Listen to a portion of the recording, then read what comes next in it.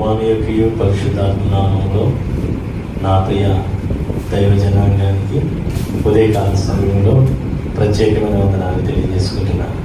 ఈ ఉదయకాలం కొరకు ఏర్పాటు చేయబడినటువంటి దేవుని యొక్క వాక్యాన్ని చదువుకుందాం. దావీదు రాసిన కీర్తనలు 55వ అధ్యాయము 16-17 వచనాలు మనము చదువుకొని దేవుని నామాన్ని మహిమపడతాం. అయితే నేను దేవునికి మొరపెట్టుకొనును, యెహోవా నన్ను రక్షించును.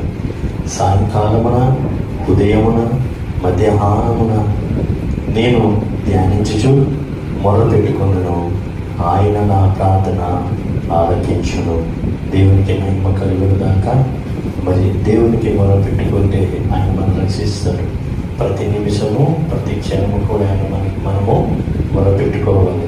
ఉదయమున, మధ్యాహ్నము, సాయంకాలము కూడా మరి